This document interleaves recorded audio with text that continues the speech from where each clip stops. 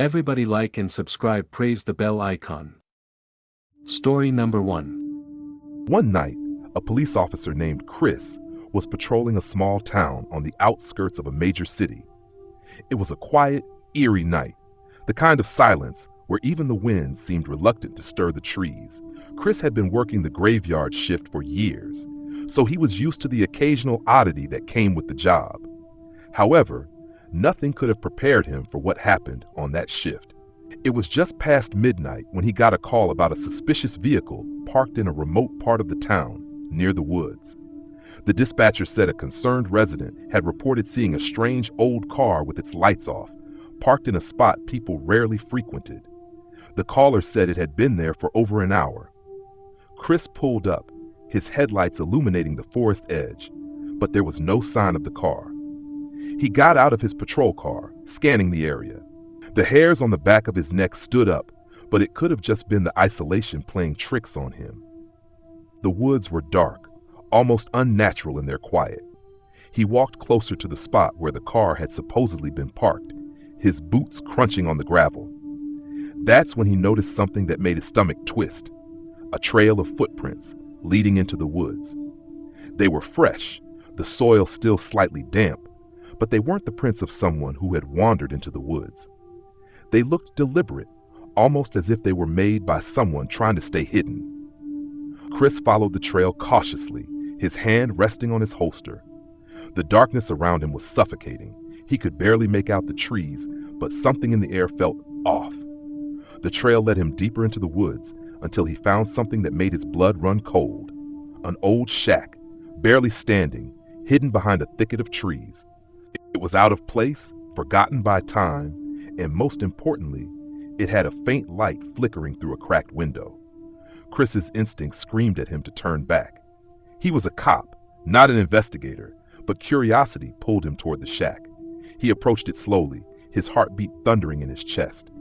As he peered inside, he saw movement, something shifting in the shadows. He couldn't make out what it was, but the figure was unmistakably human. The hairs on his neck prickled as he realized the unsettling silence had grown even thicker, almost suffocating. He didn't know what possessed him, but Chris decided to call for backup. His voice trembled as he requested assistance, knowing full well that his shift should have ended hours ago. But as he reached for the radio, the lights in the shack flickered one last time and then went out. A moment later, the door creaked open. Out of the shadows, a man stepped forward. His face was pale, sickly looking, and his clothes were covered in dirt. The man's eyes locked onto Chris's with an eerie calmness, but it wasn't the eyes that terrified him. It was the grin that stretched unnaturally wide, as if it were forced. The man's movements were slow, deliberate, almost robotic. Before Chris could react, the man spoke in a low, rasping voice. "You shouldn't have come here." The words hit Chris like a punch to the gut. He felt an overwhelming sense of dread wash over him, and before he could even begin to process what was happening, the sound of footsteps echoed from behind him. He whipped around, drawing his weapon, but saw nothing, only trees and dark space where his backup should have been. The man in front of him took another step, and the smell of decay and rot hit Chris's nostrils. It was overpowering. His breath caught in his throat as he realized the man wasn't alone. He could hear faint whispers from the dark corners of the shack, the faint scuffing of shoes on the rotting floorboards. Suddenly, the world around him seemed to close in. The night air thickened, and the sound of rustling became more intense. In a panic, Chris rushed toward his patrol car, stumbling over the uneven ground. His hands shook as he reached for the radio again, his voice frantic. But there was no response. His patrol car, the one that had been parked safely a few hundred yards away, was now gone. Not just the car, everything. The road was empty, the trees were eerily still, and the shack was no longer in front of him. It was as though the entire scene had disappeared, leaving him standing alone in the woods. He frantically searched for his car, running in circles, his heart racing. He couldn't understand how it was possible. He had just been there moments ago. His radio crackled and a voice came through, but it wasn't his dispatcher's voice. "Chris, where are you?" the voice asked, cold and unfamiliar. Panic set in as Chris realized the voice wasn't coming from the radio, it was coming from the woods around him. He spun around, desperately searching for the source. Then, as if mocking his terror, a figure emerged from the darkness. It wasn't the man from the shack, but another person. This time, a woman, her face obscured by a blood-stained mask. She stood perfectly still, not moving a muscle, the same unnatural grin stretched across her face. Chris didn't hesitate. He turned and ran deeper into the woods, not caring about the danger. Every step felt heavier, the air colder, as if the forest itself was swallowing him whole. He could hear the whispers closing in around him, voices he couldn't understand but felt deep in his bones. They were everywhere. The last thing Chris remembers before everything went black was the sound of footsteps following him, growing louder with each passing second. Then, nothing. The next morning, a search party found Chris's patrol car abandoned near the edge of the woods. His body was never found, and no trace of the shack or the figures who haunted him was ever discovered. The only thing that remained was a single, bloody handprint on the door of his patrol car, and the chilling sound of whispers carried on the wind for days after. Story number 2. It was the dead of night when Officer Rachel was called out to a seemingly simple break-in alarm at an abandoned house just outside the city. The location wasn't unfamiliar to her. The house had been uninhabited for years, an eyesore on the edge of town that people had long forgotten about. Her shift had been relatively quiet until now, and she was eager to get the call over with. She arrived at the house, a large, dilapidated structure with broken windows and overgrown weeds that had swallowed the front porch. Her flashlight beam swept over the front yard, the rusty gate creaking as it swayed in the wind. Everything looked normal. No signs of forced entry, no movement, yet the alarm had definitely gone off. It could have been an animal, or maybe some teenagers messing around, but something about this place felt wrong. Rachel took a deep breath, trying to shake the unease settling in her stomach. She approached the house cautiously, listening intently for any sounds that might explain the alarm. As she made her way up the front steps, the door creaked open on its own, sending a chill down her spine. She wasn't one to believe in ghosts or the supernatural, but the house seemed to breathe around her, an oppressive silence hanging thick in the air. Inside, it was dark, too dark. The flashlight flickered, casting odd, distorted shadows on the walls. The smell of mold and decay was overwhelming. She walked through the house, checking each room methodically, but found nothing that would explain the break-in alarm. The only sound was the distant creak of the old wood underfoot. That's when she heard it, a faint scraping sound like something or someone dragging across the floor. She froze, heart pounding in her chest. The sound came again, a slow, deliberate scrape. Rachel pulled out her radio, intending to call for backup, but before she could even speak, the sound stopped. The house went deathly quiet. A voice, soft and hoarse, broke the silence. "You shouldn't be here." Rachel's breath hitched. The voice was faint, distant, as if it came from the walls themselves. She gripped her flashlight tighter, the beam shaking in her hand as she slowly turned to face the direction of the voice. There, at the end of the hall, was a dark figure. It was standing perfectly still, just outside the reach of her flashlight's beam. "Who's there?" Rachel called, her voice steady but her heart racing. No answer. But the figure didn't move either. Rachel inched closer, trying to make out any details, but the figure remained obscured by shadow. The air felt colder now, unnaturally so.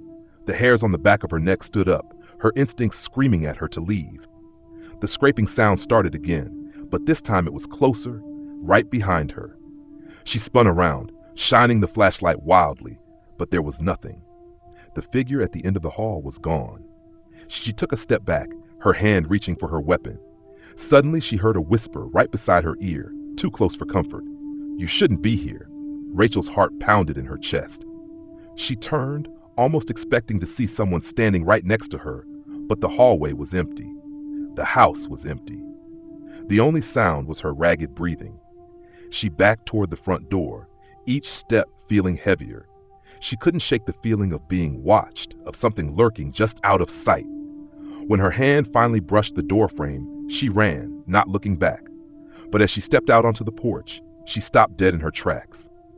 The front yard had changed. The house, which had looked abandoned when she first arrived, now looked well kept. The windows were intact, the grass trimmed, the door freshly painted. It was as if she had just stepped out of time itself. Rachel's radio crackled again, the voice of her dispatcher coming through. "Rachel, do you copy? We've been trying to reach you. What's your status?" Rachel's legs trembled as she stepped off the porch, looking back one last time at the house. The voice on the radio crackled again. "Rachel, where are you?" But there was no answer. The house was silent, and the wind was still. As Rachel turned to leave, she felt something watching her from the upstairs window, a figure, a shape, pressing its face against the glass. Its eyes were dark, hollow, and it seemed to smile, as if knowing something Rachel didn't. She never went back to that house. In fact, no one ever did. The house was torn down shortly after, but they never found anything unusual in the foundation or the walls. The only remnants left were the rumors. Rumors of an officer who had vanished that night, and the faint sound of scraping and whispers that could still be heard when the wind blew just right. Story number 3. Officer Matt had always prided himself on being a by-the-book cop. He believed in the rule of law, the safety of his community, and the value of routine. But everything changed the night he was called to investigate a disturbance at a remote highway rest stop. It wasn't the kind of place people typically stopped at, especially in the dead of night. It was tucked away, surrounded by dense forest, with just a few scattered buildings and a single dim light flickering above the empty parking lot. Matt had passed by the rest stop many times during his shifts, but he had never thought twice about it. Something about it felt off, but he shrugged it off as just a creepy, isolated spot. That was until he received the call. The dispatcher reported strange noises, someone screaming, or perhaps just an animal in distress.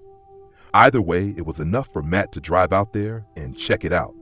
As he approached the area, his headlights swept over the dark, desolate parking lot. The only sign of life was a lone car parked under the flickering light. No one was in sight. Matt got out of his patrol car, shining his flashlight over the ground. The air was thick with fog, and the smell of damp earth mixed with something metallic. His stomach churned as he approached the car. It was locked, with no one inside, but the driver's side window was cracked open just enough for him to hear something faint, scratching. He stepped closer, and the scratching sound grew louder. It came from the back seat. His heart raced. Matt had seen enough strange things in his career to recognize when something was wrong, but he couldn't ignore the chill creeping up his spine. "Hello, is anyone in there?" he called out, his voice breaking the stillness. No response. With his hand on his holster, Matt slowly approached the back of the car. He leaned over and peered through the rear window. What he saw made his stomach drop. A woman's face, pale and gaunt, pressed up against the glass.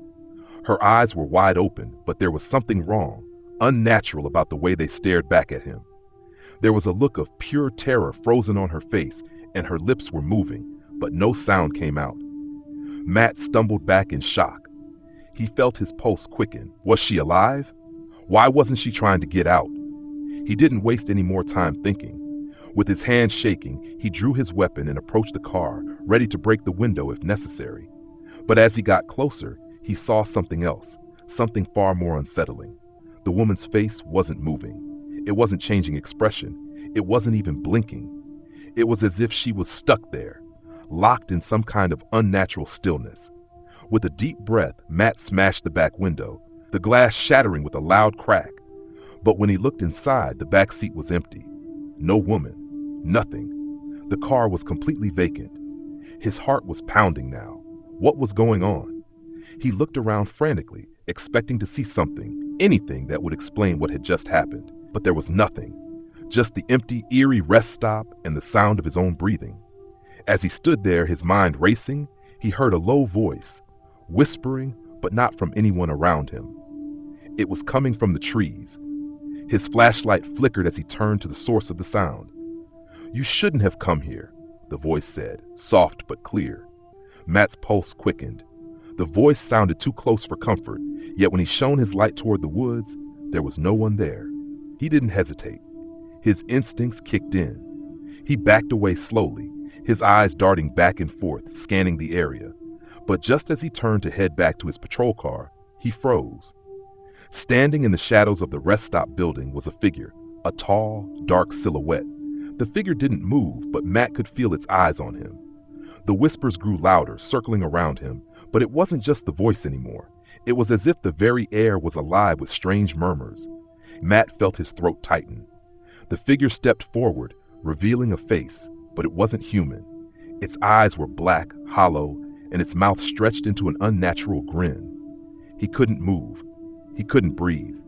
He could only stare in terror as the figure stepped closer, the whispers now so loud in his ears that he couldn't distinguish them from his own panicked thoughts. "Don't look away," it whispered. With every ounce of strength, Matt broke free from the paralysis that had overtaken him. He bolted for his patrol car, slamming the door behind him. His hands were trembling as he fumbled with the ignition. But before he could start the engine, the radio crackled to life. "Matt, you there?" It was his dispatcher. But her voice sounded distorted, almost like she was speaking underwater. Matt quickly pressed the button to respond, but there was no time to speak. He turned the key, but the engine wouldn't start. It sputtered, then died completely. In the distance, he saw the figure again, closer now, standing just outside his patrol car. Before he could react, his radio spoke again, only this time the voice wasn't his dispatcher's. It was a whisper, soft but unmistakable. "You should have stayed away." Matt's car doors locked on their own, and the lights flickered. He could hear something scratching at the windows now, something inside his car. He couldn't see it, but he could hear it getting closer. The last thing he remembers before everything went black was the sound of a voice, soft, comforting, almost a lullaby, saying his name. "Matt, you're just like the others." When his fellow officers arrived to check on him the next morning, they found his patrol car abandoned, its engine still running, but with no sign of Matt anywhere. The only thing they could find were strange scratches on the inside of the windows and the lingering smell of decay, as if something had been waiting in the car for a long time. No one ever found Matt, and no one spoke of the rest stop again. The area was eventually condemned, but the whispers still lingered in the air, growing louder for those who dared to drive by at night. Story number 4. Officer Sarah had always been the type to stay calm under pressure. She'd worked in the city for years, answering calls, responding to disturbances, and getting the occasional drunk driver off the streets. But nothing in her career had prepared her for the night she was sent to check on a suspicious house that had been abandoned for over a decade. It had started with a routine call from a local neighbor. They'd seen strange lights flickering in the windows of the old house on Old Mill Road, a place nobody had lived in since the tragic fire that had claimed the lives of a family there many years ago. The fire was brutal, and the house had been left untouched ever since, until now. When Sarah arrived, the house looked more or less how she remembered it. It had a thick layer of dust on the windows, and the yard was overrun with weeds. But there was something different. The lights in the upper window were glowing faintly, casting a sickly, yellowish hue onto the rotting porch. Sarah shook her head, dismissing it as a possible electrical fault or someone playing a prank. She stepped out of her patrol car and walked toward the porch, her boots crunching on the dry grass. As she approached the door, she noticed something that made her skin prickle, a faint, acrid smell coming from inside. It wasn't the usual stale air you'd expect from an abandoned building. No, this was something worse, something decayed. But before she could decide whether to call for backup, the door creaked open on its own. "Hello?" Sarah called, but her voice echoed eerily back at her. No response. Reluctantly, she stepped inside, her flashlight illuminating the long hallway ahead of her. The air was thick, as if the house itself was holding its breath. The smell grew stronger as she moved deeper into the house. The walls were covered in blackened soot from the fire, and the floorboards creaked under her weight, the sound like whispers.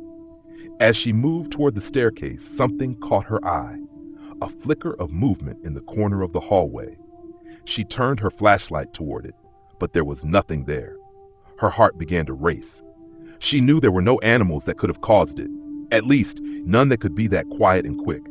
She called again, her voice now shaking slightly. "Is anyone here? Please, show yourself." But again, silence. She turned to leave, but before she could reach the door, the house seemed to shift. A low, distant sound, like footsteps upstairs, echoed through the walls. Sarah froze. It wasn't possible. No one could have gotten in, and no one was supposed to be there.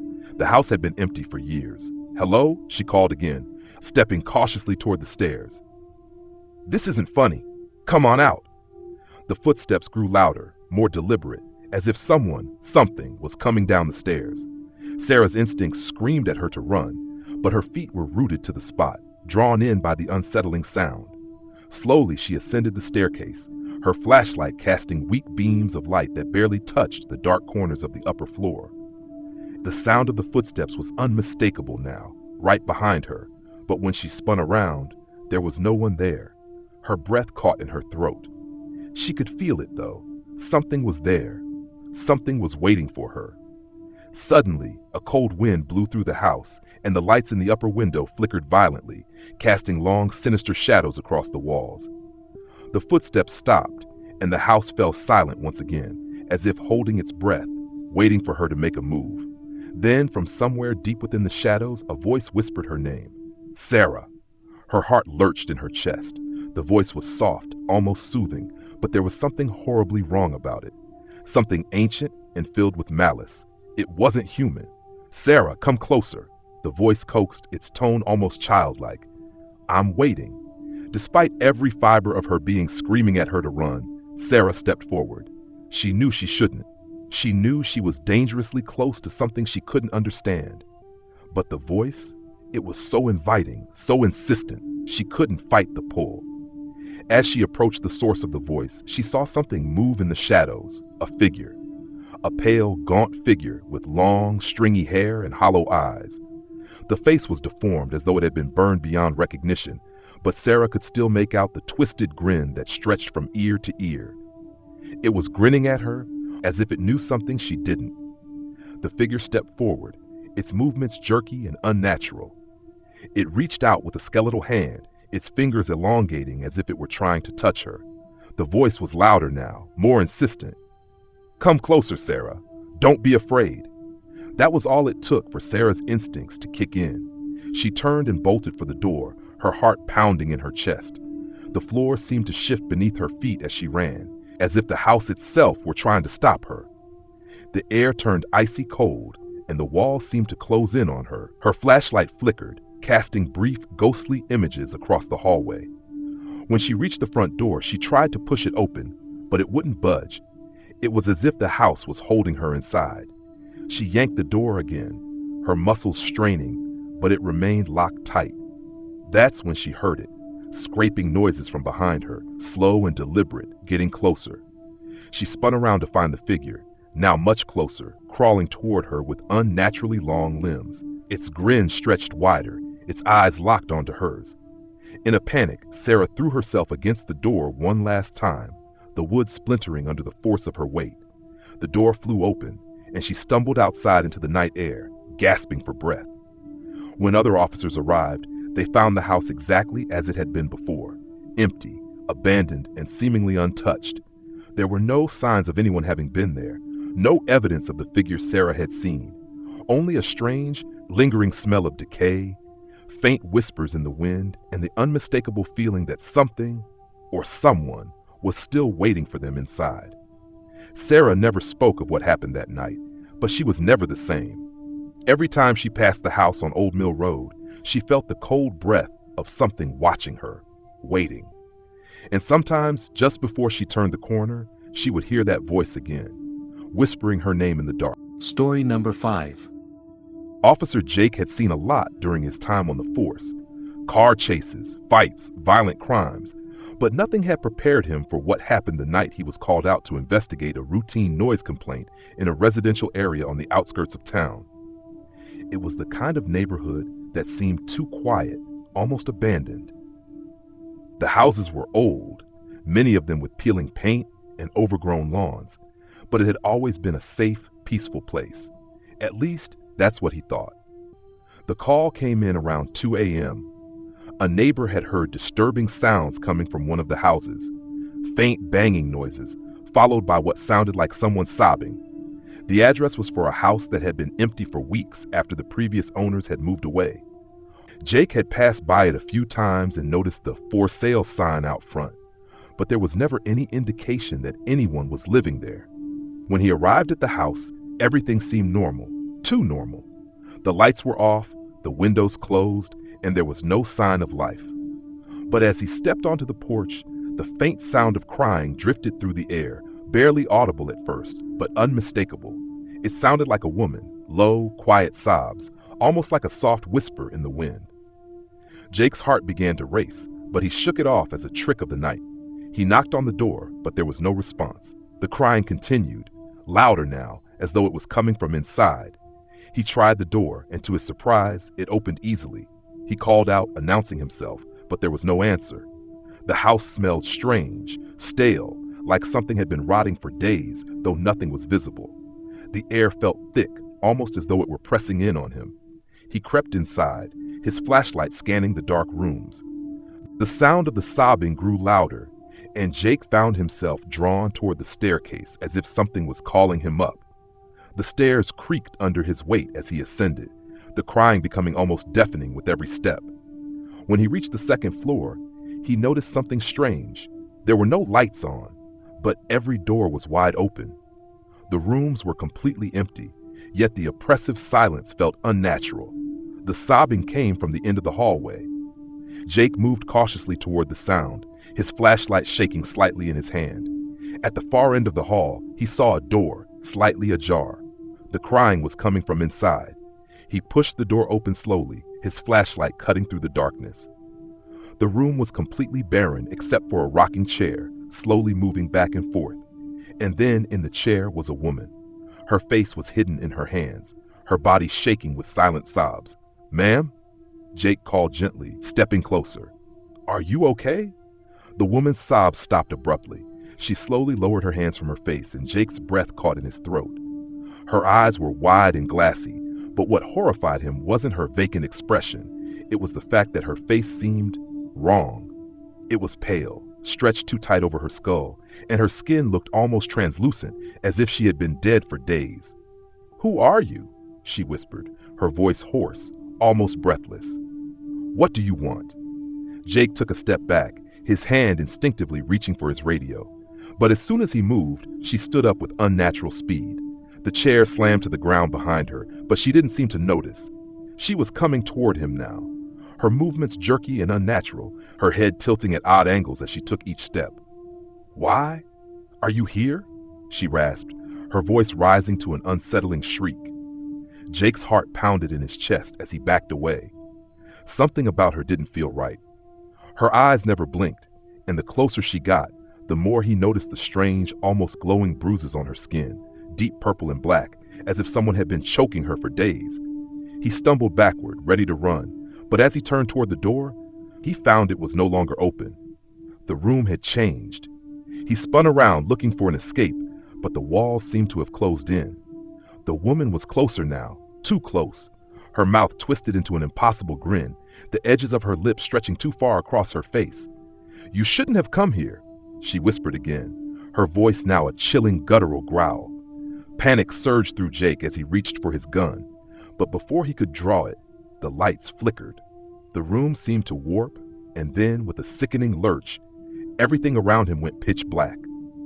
His flashlight went out, his heart hammered in his chest, and he was paralyzed with fear. He could still hear her breathing, slow, deliberate, right beside him. Then suddenly the room snapped back into focus, and he was standing in the hallway again. The door to the room was now shut tight, and the house was silent. The sobbing was gone. The air was still as if nothing had ever happened. Jake stumbled backward, his mind reeling. He couldn't process what had just occurred. He turned to leave, but as he reached the front door, he froze. In the reflection of the window, he saw something that made his blood run cold, a shadow standing in the doorway behind him. When he spun around, no one was there. He bolted out of the house, running to his car as fast as his legs could carry him. He didn't look back. He couldn't. He drove away, heart racing, the sound of her voice still echoing in his ears. The next day, a team was sent to investigate the house again, but when they arrived, they found it completely empty. No signs of life, no traces of the woman Jake had seen. The house was sealed tight, the windows locked, The only thing that remained was a small, fraying piece of fabric caught on the door frame, the same fabric Jake had seen wrapped around her body when she had moved toward him. Jake was never able to explain what happened in that house, and no one could ever explain who the woman was. But the house was eventually boarded up and abandoned once again, left to rot in silence.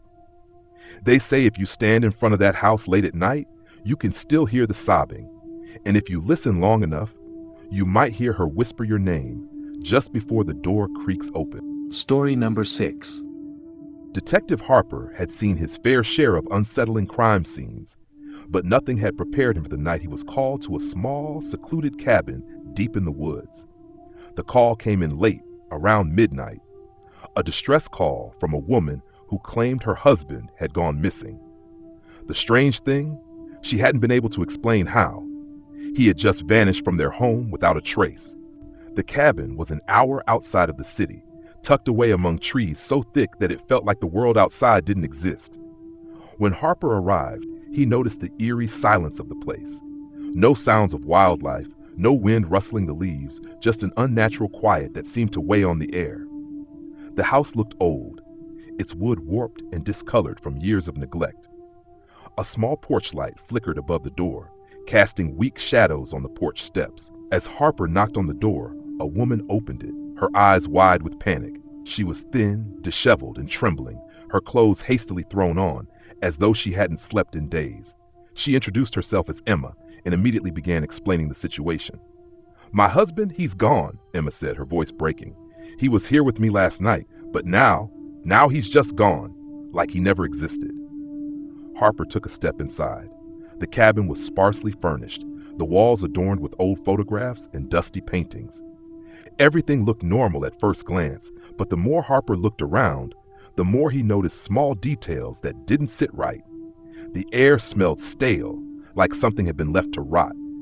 There was an empty plate on the kitchen counter, half-eaten food still on it, as though someone had gotten up in a hurry. Emma led him to the bedroom, where the bed was unmade and a tattered blanket lay crumpled on the floor. She pointed to the corner, where a large, old-fashioned mirror stood. It was cracked down the center, the jagged edges catching the dim light. "That's where he disappeared," she whispered. "Right in front of it. I was sleeping, and when I woke up, he was just gone. I don't know what happened. I don't understand." Harper walked over to the mirror, inspecting the cracks. It didn't look like anything special, just an old mirror that had seen better days. But there was something about it, something about the way the cracks formed, that made him uneasy. He asked Emma to sit down, telling her he would investigate the room. As he combed through the space, his hand brushed against something cold beneath the bed. He knelt down and pulled out a small leather-bound book. It was old, the pages yellowed with age, but what caught his attention was a strange symbol on the cover, an intricate design, something that looked like an ancient sigil. Emma's eyes widened when she saw the book. That's his," she said, her voice trembling. "He kept it hidden. He wouldn't let me touch it. He said it was dangerous." Harper flipped through the pages of the book. It was written in a language he couldn't understand, but there were disturbing illustrations, symbols and drawings of twisted faces, mirrors, and what looked like people being swallowed by darkness. The farther he flipped, the more unsettled he became. It was clear that this wasn't just a journal. It was something much darker. Suddenly, Emma's voice broke through his thoughts. "Detective," she said, her voice low and shaking. I think he didn't just disappear. I think something took him." Harper turned to her, his gut twisting. He had a feeling there was more to this than a simple missing persons case. "What do you mean? Something took him?" Emma hesitated for a moment, as if trying to find the right words. "The mirror. It's not just a mirror. It's a doorway, a portal. He was obsessed with it. He kept telling me that he could see things in it, things that weren't real, but they were real to him. He said it showed him another world, a place where he could be free, a place where he could escape. But I don't think it was freedom he found." Harper's eyes moved back to the mirror. Something about it seemed almost alive now.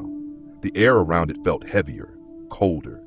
He stared at the cracks in the glass, as if expecting something to move within them.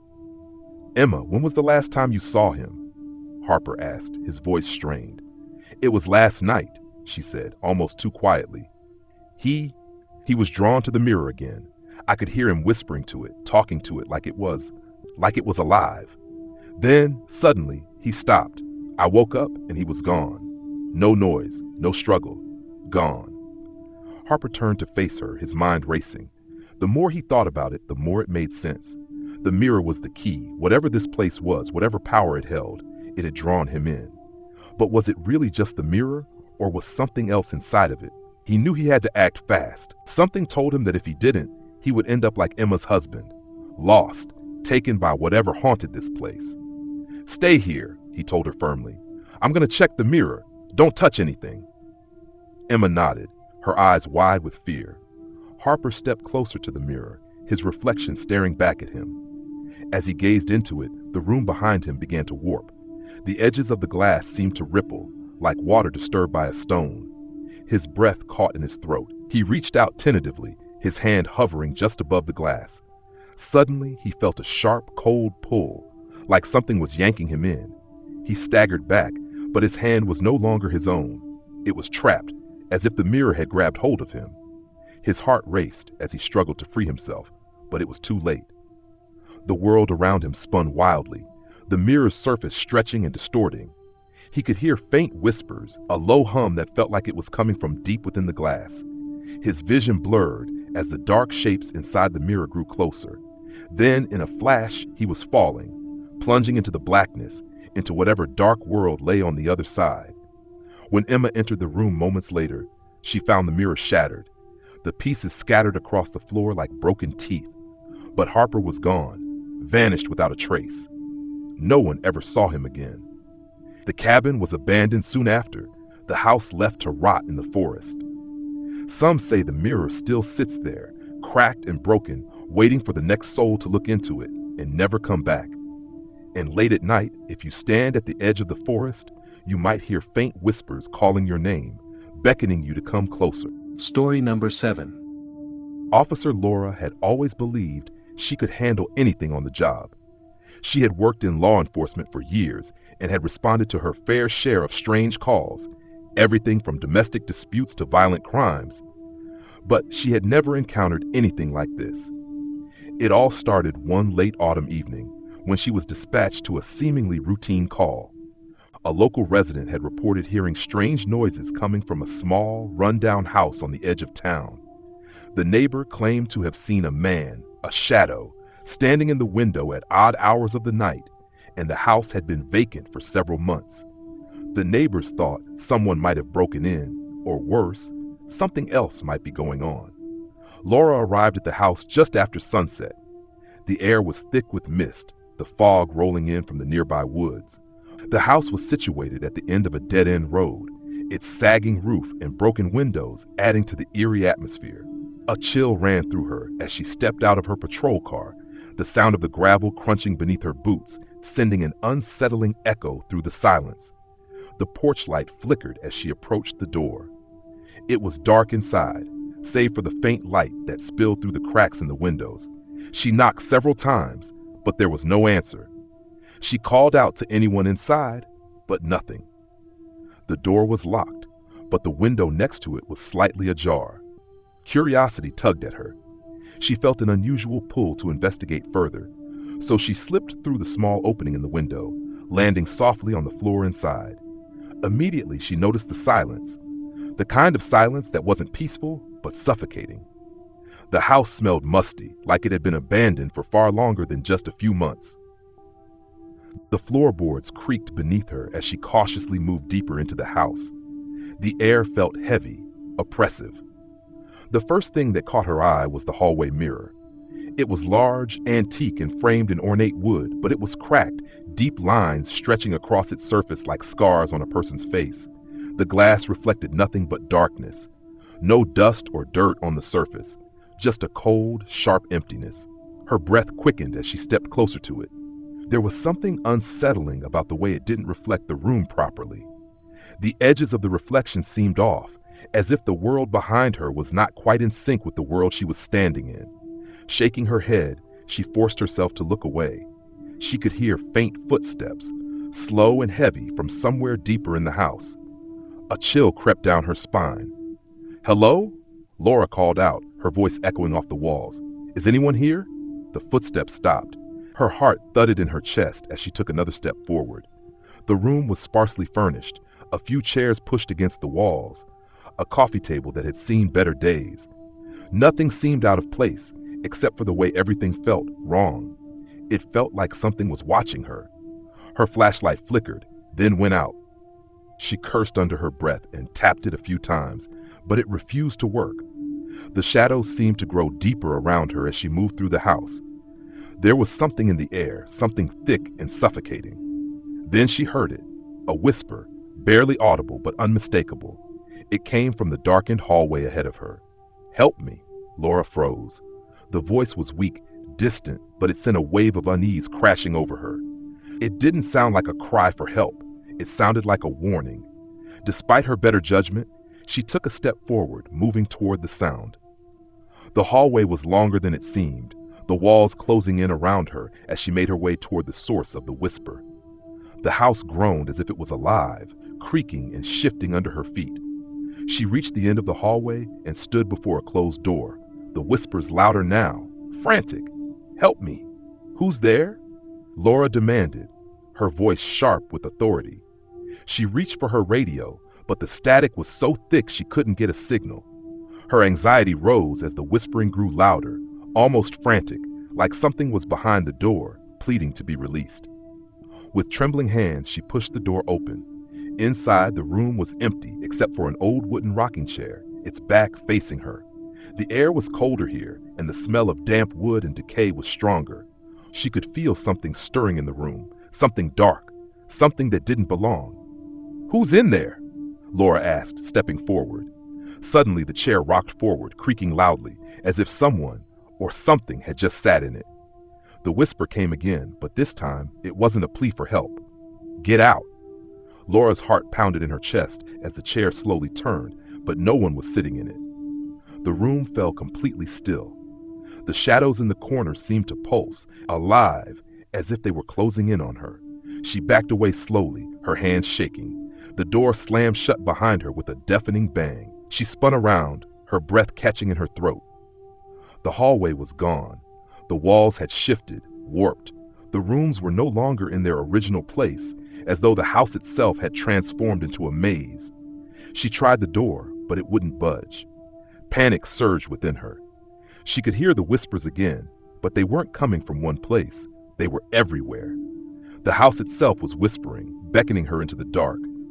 Her flashlight flickered back to life, casting brief, stuttering beams of light down the hallway.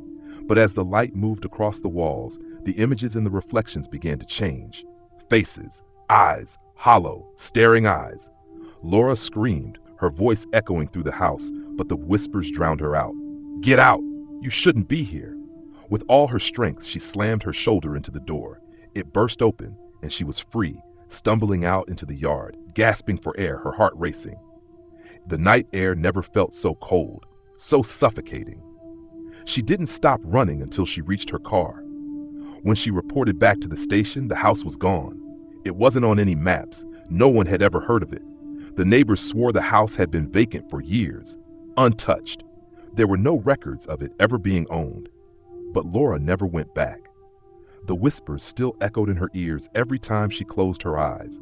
And sometimes when she's alone at night, she swears she can hear the same whispers, calling her name, telling her, "You shouldn't have come." Story number 8. It was a crisp winter night when Thomas, a rookie cop, got his first solo shift in a quiet, almost forgotten town. The kind of place where everyone knew everyone else and nothing ever really happened. But that night, as the wind howled outside and the streets lay eerily empty, something felt off. The call came in around 2:30 a.m. A woman reported a disturbance at the old church at the edge of town. The church had been abandoned for years, with its dark stone walls and broken windows, its bell tower standing like a silent sentry over the desolate land. There had been rumors about the place, whispers of strange noises, flickering lights, and shadows moving inside, but no one had dared to investigate. The church had been left alone, just another ghost of the town's past. Thomas drove over there in his patrol car, the tires crunching against the snow-covered roads. His headlights cut through the dark, casting long, distorted shadows on the sides of the buildings. As he approached the church, a chill ran through him. The building loomed larger as he pulled up to the front steps, its silhouette towering over the small cemetery that sat nearby. The faintest hint of a creaking noise drifted through the air, as if the church itself was whispering to him. He stepped out of the car, his boots crunching on the frozen ground, and made his way up the steps. The front door was ajar, swinging slightly in the wind. His flashlight illuminated the interior, casting a ghostly glow over the pews, which were covered in dust and cobwebs. The air was thick with the smell of mildew, and everything was coated in an unnatural stillness. "Hello?" Thomas called out, his voice echoing in the hollow space. "Is anyone here?" There was no answer, only the sound of the wind howling outside.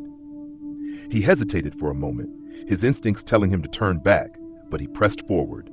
He walked down the aisle, his footsteps loud in the silence, the beam of his flashlight dancing across the old stained glass windows. They were cracked, their colors faded, but there was something unsettling about the way the light from outside made the shadows move unnaturally. Then, out of the corner of his eye, he saw it. At the back of the church, near the altar, a figure stood. It was a woman, pale, with long dark hair that hung like a curtain around her face. Her back was to him, and she stood perfectly still, as if waiting for something. Thomas felt his heart skip a beat. He didn't know what to do. He called out to her again. "Ma'am, are you okay? You need help?" The woman didn't move. Thomas stepped closer, his hand instinctively reaching for his gun, but before he could react, the woman slowly turned to face him. Her eyes were empty, black voids like holes that led into the deepest parts of the earth. Her mouth was stretched into a grotesque, unnatural smile, far too wide for any human being. Thomas froze, the smile on her face twisted, not with malice, but with something far worse, hunger, as though she were about to devour him whole. The air grew colder, and a low, growling sound started to vibrate through the church's walls. The woman took a slow, deliberate step toward him, and as she did, the temperature dropped even further, and the shadows in the room seemed to grow longer, stretching toward him. The growling intensified, like the sound of something large moving through the darkness. Thomas couldn't move. His legs were frozen in place, his chest tight with fear. The woman stepped closer, her feet gliding silently across the floor. Her smile widened impossibly, and she whispered, "You shouldn't have come." In a burst of panic, Thomas snapped out of his trance and turned to run. He bolted for the door, but as he did, he heard the soft, rapid clicking of footsteps behind him, growing louder with each passing second. He swung the door open, only to find himself face to face with another figure standing on the steps outside. Another woman, this one wearing a tattered black dress, her face obscured by long, matted hair. Her eyes were just as empty and dark as the first. Thomas's breath caught in his throat as he stumbled backward. He had no idea how they had gotten outside, or if there were more of them lurking in the shadows. He turned to look for his car, but the streets were now completely empty, the world around him swallowed by the darkness. The first woman's voice echoed in his mind, low and sinister. "You're not leaving." He whipped around to find the first figure standing behind him again, her hands outstretched. The growling sound became deafening as the shadows around him twisted and writhed like living things. His flashlight flickered and died, and the world went dark. Then, just as quickly as it had started, everything stopped. The shadows receded, the growling ceased, and Thomas was alone on the steps of the church, panting and sweating. His heart was still racing, but everything around him was eerily calm. He looked around, confused, his mind trying to make sense of what had just happened. The church loomed before him, silent and still. No woman, no figure, nothing.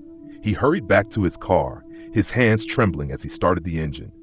As he drove away, he glanced in the rearview mirror and thought he saw something in the reflection, a shadow, standing in the doorway of the church, watching him leave. He didn't stop driving until he reached the station where he filed his report, but no one believed him. The church was abandoned, they said, and had been for years.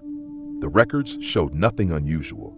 The next morning, when Thomas returned to the church with backup, there was nothing to indicate anything had ever happened. The doors were locked, the windows intact, and the air smelled of nothing but stale dust.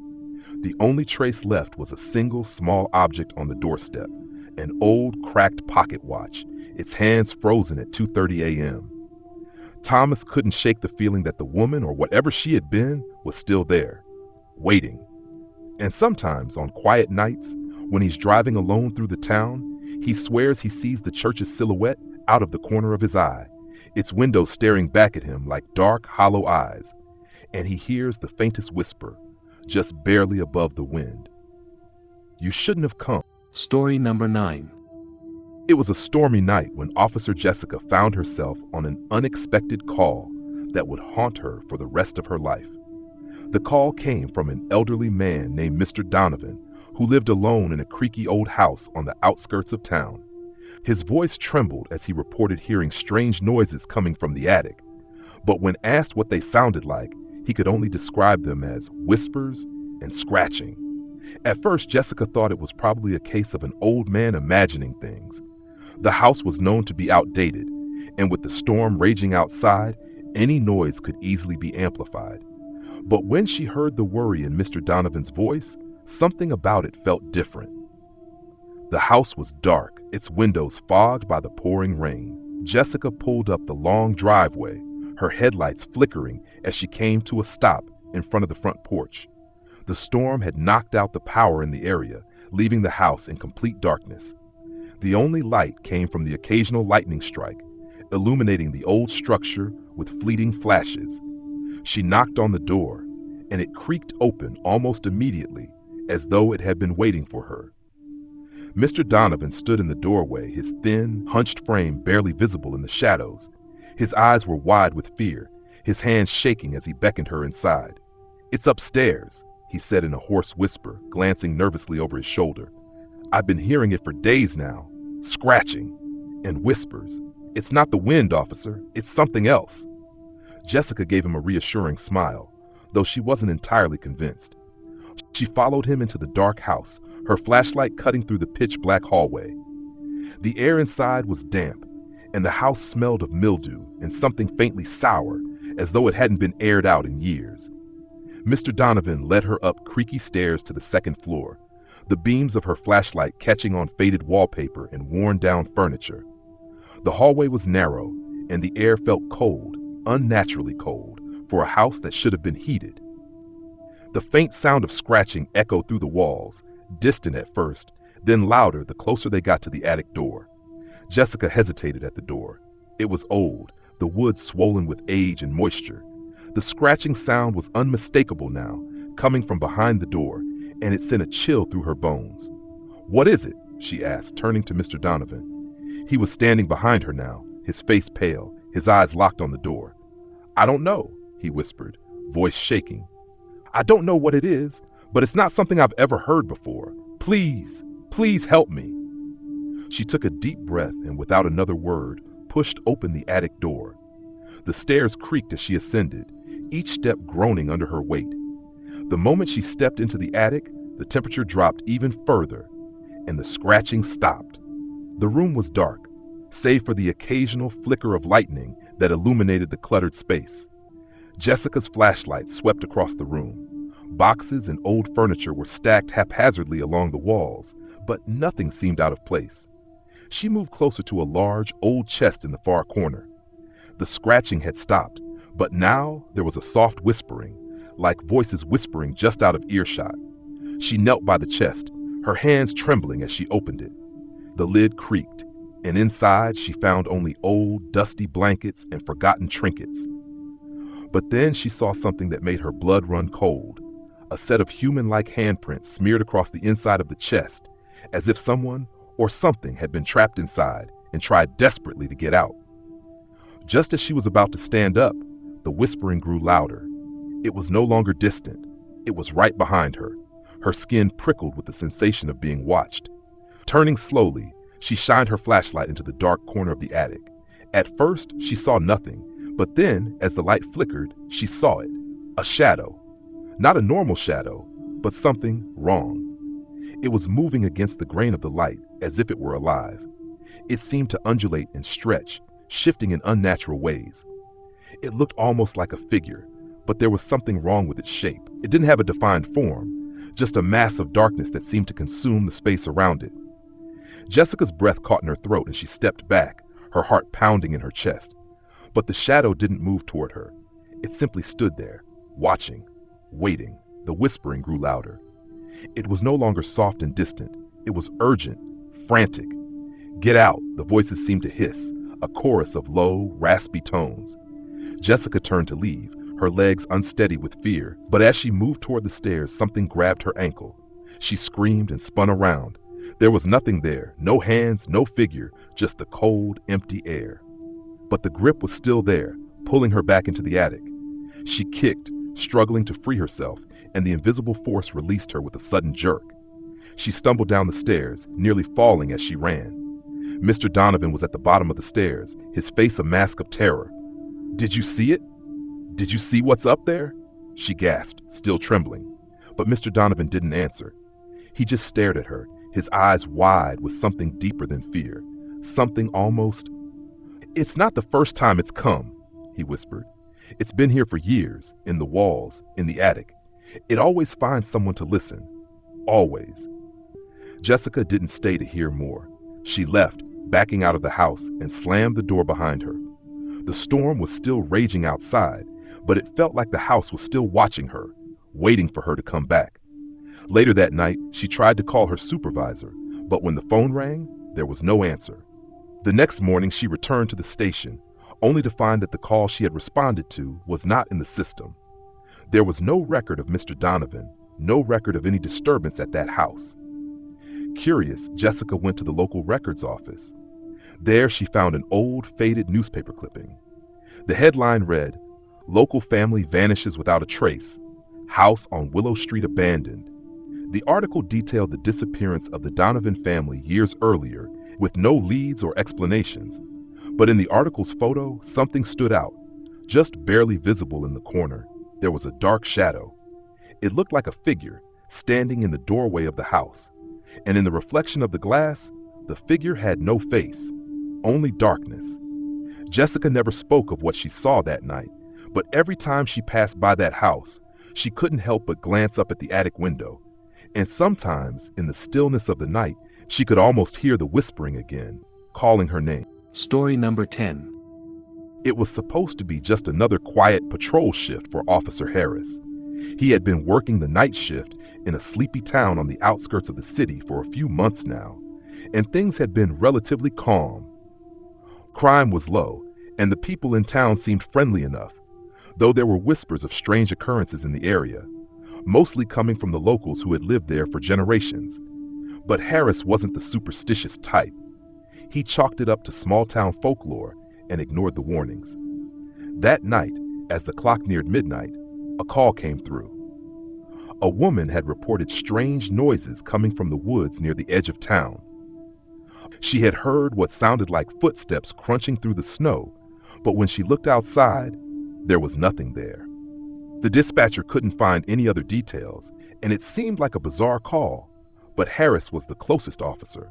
He sighed, rolled his shoulders, and set out to investigate. The night was bitterly cold. Snow had fallen earlier in the evening, covering everything in a thick, white blanket. The moon was hidden behind clouds, and the woods were barely visible through the darkness. Harris drove slowly down the narrow, winding road that led to the forest, his headlights cutting through the haze of fog. It was eerily quiet, except for the occasional rustling of the wind through the trees. As he turned off the main road and onto the dirt path that led deeper into the woods, Harris felt a strange unease settle over him. The trees towered overhead, their bare branches reaching out like twisted arms, clawing at the night sky. He slowed the car to a stop and rolled down his window, trying to hear anything that might explain the woman's call. Nothing. Not a sound. Harris sighed again and grabbed his flashlight. He stepped out of the car, his boots crunching against the snow as he approached the tree line. The cold air bit at his skin, but he didn't mind. He had been on enough calls to know not to let the chill bother him. He moved deeper into the woods, scanning the area with his flashlight. The beam flickered a few times, and for a split second, he thought he saw something moving between the trees. A shadow, maybe? But when he focused, there was nothing there. He kept walking, telling himself it was just his mind playing tricks on him. But the further he went, the more the hairs on the back of his neck stood up. He couldn't shake the feeling that something was watching him. Suddenly, the silence was broken by a faint sound, a soft, distant whisper. It came from the direction of the trees, carried by the wind. Harris stopped in his tracks, his pulse quickening. It wasn't clear what the voice was saying, but it sounded like words. "Hello?" Harris called out, his voice echoing into the stillness. The whispering stopped. For a moment, there was only silence again. Then another noise, this time the unmistakable sound of footsteps crunching through the snow. They were getting closer. Harris's heart skipped a beat. He swung around, flashing his light in the direction of the noise. The beam cut through the trees, but there was nothing there. The footsteps stopped abruptly. Silence again. He was about to turn back when he heard it. A low growl, like the sound of an animal, but not quite right. It was deep, guttural, and chilling, resonating through the air like something ancient, something wrong. Harris's instincts kicked in. He reached for his radio, but the static that filled the air made it impossible to get a signal. The growling grew louder, closer. Panic began to creep in. He turned quickly, ready to head back to his car, but the trees seemed to close in on him. The path he had followed was no longer visible. The darkness seemed to shift and warp, like the woods were rearranging themselves. Then, in the distance, he saw it, a figure standing just beyond the reach of his flashlight. It was tall, impossibly tall, with limbs that stretched unnaturally long. Its face was obscured by shadow, but Harris could feel its eyes, those eyes burning into him. The figure didn't move, but its presence was suffocating, like it was drawing the very air from his lungs. Harris tried to call out, but his voice caught in his throat. His body froze, every muscle locked in place. The growling came again, but this time it was joined by a high-pitched screech, a sound that made Harris's stomach churn. The figure stepped forward, and as it did, the ground beneath Harris's feet seemed to shift, as though the earth itself was alive, pulling him toward the creature. With a burst of adrenaline, Harris broke free from the paralysis and ran, his feet slipping on the snow. The trees around him seemed to twist and warp, their branches reaching out like clawed hands, trying to grab him. He didn't dare look back, but he could feel the thing, whatever it was, close behind him, breathing down his neck. He didn't stop running until he reached his car, throwing open the door and slamming it shut behind him. His hands were shaking as he started the engine and sped away, the sound of the growling still echoing in his mind. When he returned to the station, he was shaken but alive. The dispatcher looked up at him in surprise when he walked through the door. "Did you find anything?" she asked. Harris shook his head, still struggling to catch his breath. "No, nothing. Just a weird feeling out there. Maybe an animal or something. But there was something else. I can't explain it. I don't think I ever want to go back to those woods again." The dispatcher nodded, her face unreadable. "I understand. Those woods have a way of making people feel like that. You're not the first officer to say that." Harris frowned. "What do you mean?" She paused before replying, her voice quiet. "The woods have always had a reputation. People have gone missing out there, more than a few times. Some come back, but they're never the same, and some don't come back at all." Harris sat down slowly, the weight of her words sinking in. He knew he'd never forget the feeling of being watched, the sound of that growl, or the presence of that thing in the woods. And he knew one thing for sure, he would never set foot in those woods again. But sometimes, late at night, when the wind howls and the darkness feels a little too thick, he still hears the growling, and he wonders if the thing in the woods is still watching, waiting for its next victim.